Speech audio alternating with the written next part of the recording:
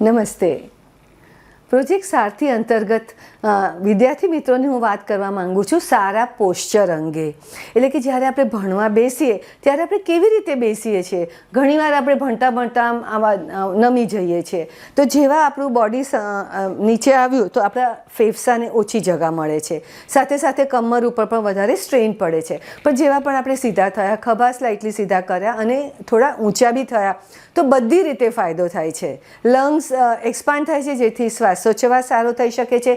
Oxygen exchange અને carbon dioxide exchange સારું થાય છે, જે બ્રેઇન માટે ખૂબ જરૂરી છે અને શરીર માટે પણ જરૂરી છે. અને અત્યારે તો બ્રેઇન ઓક્સિજન હાઈ હોય તેટલું યાદશક્તિ સારી રહે છે અને ફોકસ રહે છે અને આપણું કોન્સન્ટ્રેશન જળવાયેલું રહે છે. માટે દર 15 મિનિટે પણ તમે યાદ કરીને થોડા પોતાની જાતને લાંબા કરો, થોડો એક ઊંડો શ્વાસ લો અને છોડી દો.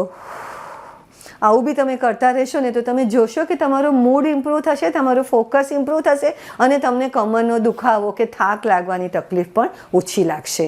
તો સારું પોસ્ચર છે તે શરીર માટે અગત્યનું છે અને સાથે સાથે આપણા માઇન્ડ માટે પણ અગત્યનું છે. એનાથી આપણને બેકએક પણ નથી થતો. ઘણીવાર આપણે એવું થતું હોય છે કે મોબાઈલ વાપરતા હોઈએ કે ભણતા હોઈએ તો સતત નીચું જ જોયા કરીએ છીએ અને આના હિસાબે ઇવન યંગ એજમાં બધાને નેક પેઇન થવાનું ચાલુ થઈ ગયું છે. તો ઇવન બીજું એક વસ્તુ તમે ઉમેરી શકો ભણવામાં વચ્ચેથી કે ગળું નીચે કર્યું અને ઉપર કર્યું. ઓકે, આવું તમે 2 વાર કરો, નીચે કર્યું અને ઉપર કર્યું.